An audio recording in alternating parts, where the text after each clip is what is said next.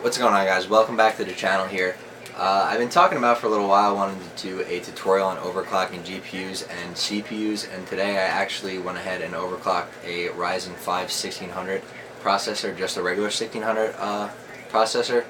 The reason why is because I want to upgrade to the Ryzen 7 2700X processor right now, but AMD is actually like around the corner from announcing the 3000 series processors coming out.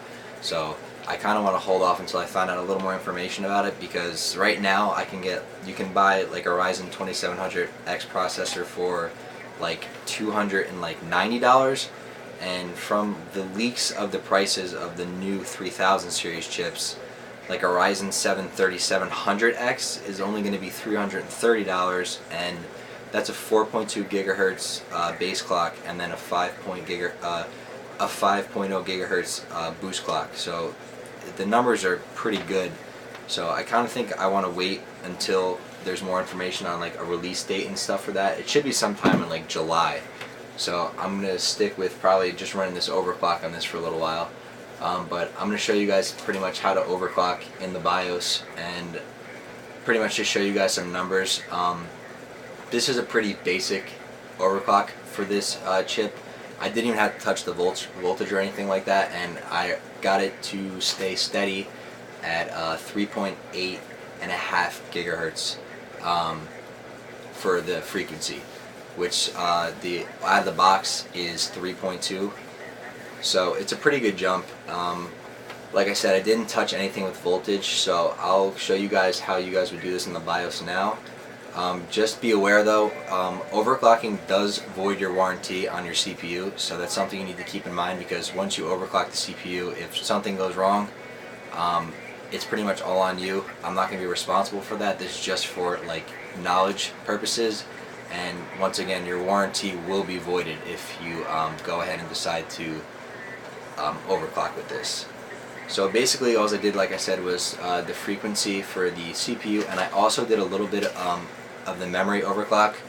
I don't know if a lot of people aren't aware that like when you buy a 16 gigabyte kit of RAM and it's sold as like 3000 megahertz like frequency, you're actually limited, like out of the box it's not 3000 megahertz until you overclock it. So like for instance, I'm pretty sure it's locked at like 2133 megahertz like out of the box. So you're not, the chances are if you have RAM installed and you never overclock anything, you're not utilizing 3000 megahertz of what you like bought your advertised RAM for. So I'll show you guys how to do both of those now in the BIOS, and then I'll show you some numbers in like Cinebench and stuff like that, and then we'll go from there. So I'll show you how to do this in the BIOS now.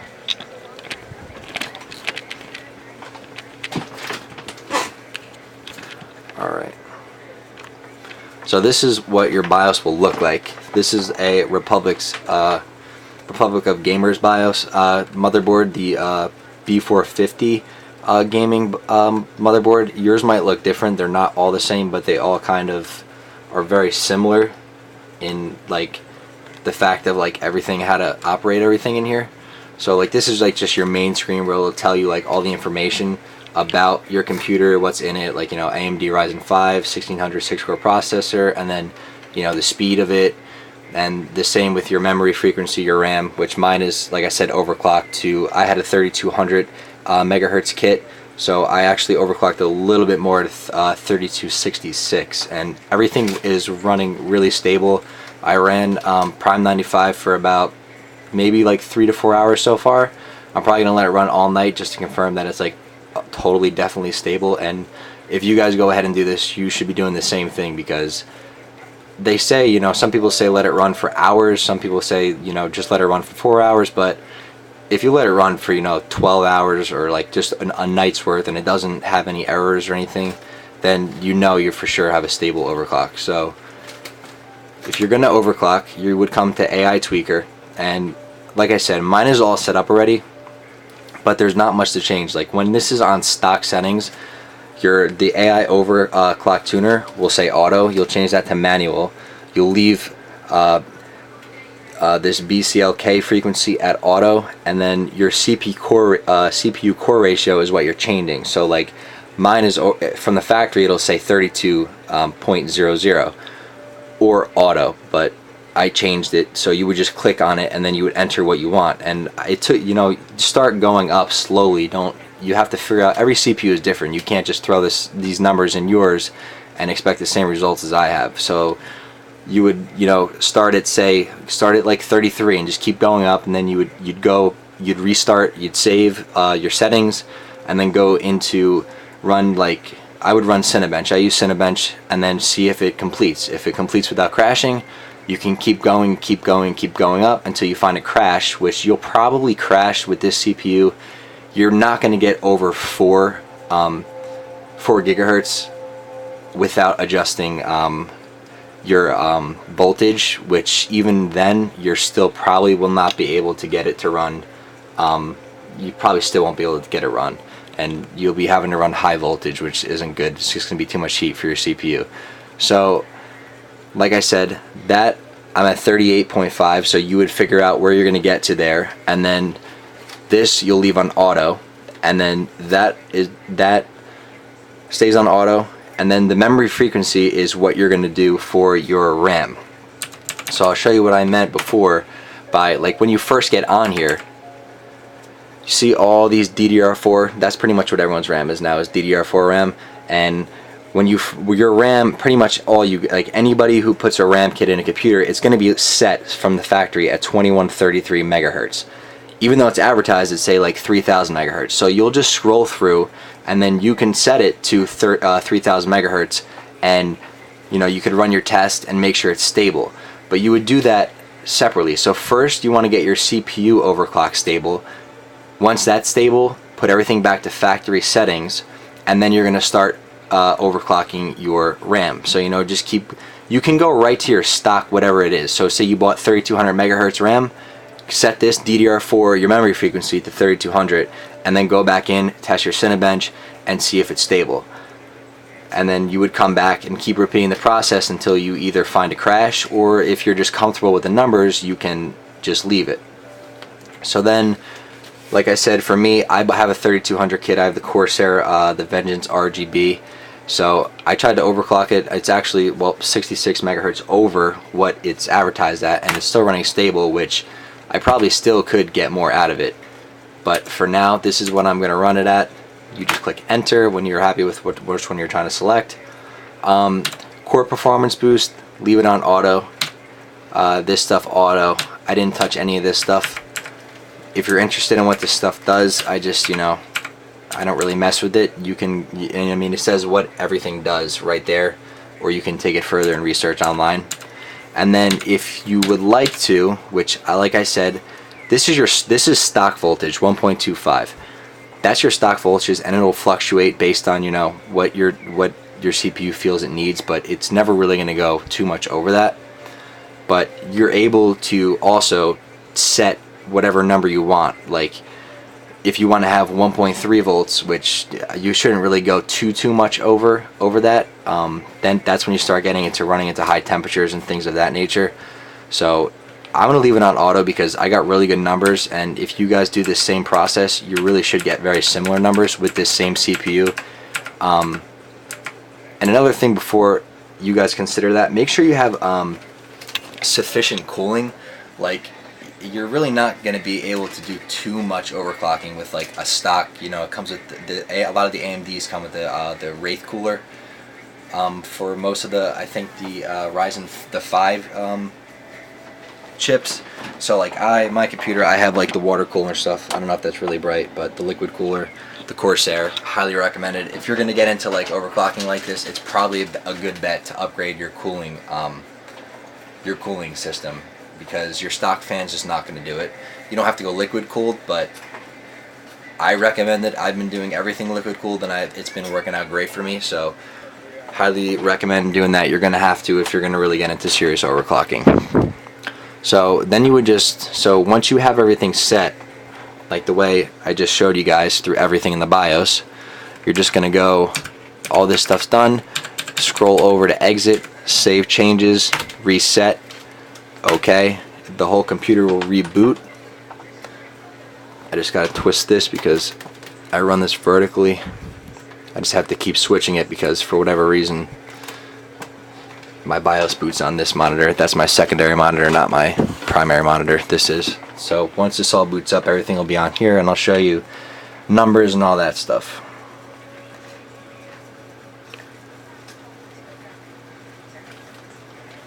Alright.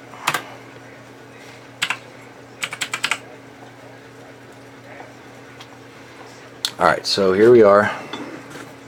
Now, for Ryzen stuff, it's pretty nice because you can get the Ryzen Master, AMD Ryzen Master, which is pretty much like Intel has a very similar monitoring system. And this will pretty much tell you exactly what's going on with your CPU. As you can see, my peak speed is, focus please, hopefully focus. I don't know why that's not focusing. That's just great. Really?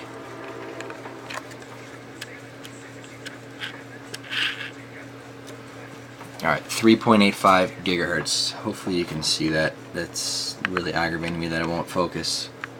It's on autofocus too and it won't focus. But so, and then you see your temperature sitting right around like 33, 34 degrees Celsius, which is, that's good for idle temperatures. But this is very good to monitor. You see the voltage for your CPU is there. Your memory clock is down there too, but you got to factor in you have 2 sticks, which works out to be whatever you set it in your BIOS. And then I like to run Cinebench with one time, leave it open. So put it on your other monitor or whatever. If you don't have 2 monitors, then just open both programs. Open up Cinebench.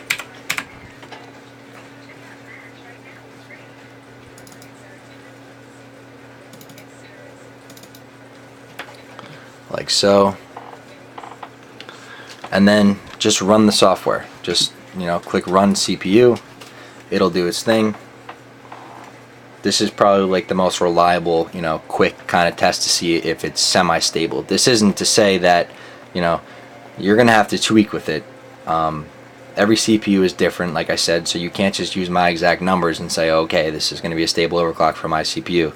Everything factors in your case, the heat in your case. Like my case is an open chassis, so the airflow in it is gonna be a lot different than a closed case. So it's going to be, like I said, vary for all different cases and applications.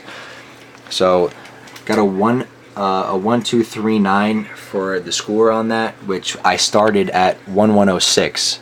So that's just with just adjusting the CPU frequency and also a little bit of the RAM frequency. Pretty much just almost setting it to what it should be.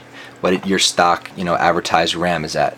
So that's a pretty big jump. And then Ryzen Master will give you a little bit of performance hit. So once you know everything is safe, like your temperatures are good, mine doesn't go over like, I'd say like 52 degrees Celsius, maybe 53.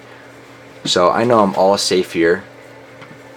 So you can close out of this, and then I would rerun it again, and now you'll see the score will probably go up maybe like 25 to 30 points, maybe. We'll see what happens.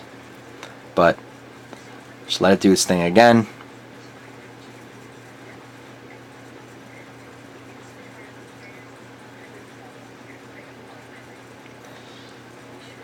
And if it's not stable, it'll literally just crash right here. Your computer will just kind of go into a lock, and it's okay. You didn't break anything. You're just gonna have to restart your computer and then enter the BIOS and just go back to square one. Just keep going down on the numbers that you changed. 1255 I got it up to. So I mean, that's a big jump. That's over like 200 points, 250 points almost for what I started at stock at the 106 to 1255. So that's pretty much all I kind of have to show you here. And then you'll have to, once you get your stable overclock, you'll want to download Prime 95. Prime 95 is pretty much just like a test software which will run an extreme stress test on your computer and the components in the computer, and it'll give you if it's not stable, you won't even make it a few minutes in. It could run for 15 minutes and it can crash, but you know, I've heard of people running this test on the Prime 95 and it could crash 8 hours in. You just never know. Like I said, it's all going to vary for different CPUs, cases, everything is going to vary. But you need to do a long stress test on it. Don't just do this overclock and say, okay, it ran in Cinebench, so I can go play some games. You don't want to do that because you don't know if it's a stable overclock. And if you don't have a stable overclock, you can damage your hardware, damage your CPU. So it's something that you have to, you know, it's not just an easy 1, 2, 3 thing. It takes a lot of time, trial and error to find the right overclock and if it's stable or not. But that is going to be kind of it. And like I said, this is just like a base overclock. I didn't touch anything with voltage, which I'm going to, so there might be another video I'll make about it. But this is just to show that it's kind of, you could just do a base overclock and get pretty big gains from that. I haven't done any really like gaming to see the difference from stock to this, so until then I can't really say what the big difference is. But as far as Cinebench and stuff goes, everything's running stable. It's going to run a lot faster, smoother now. So if you have any questions about it, just leave a comment and I could try to help you out the best I can. There's a lot of other videos about it on overclocking, specifically the Ryzens. There's a couple other good videos on it that you can watch, but I think I kind of covered it kind of in depth. So just be smart with it, be aware of your warranty, that it will be voided, and you know, if anything happens, that's on you. You gotta seriously research this stuff. Don't just watch one video or read one article and then just jump into it. So good luck. Appreciate a like and subscribe for more stuff. Thank you.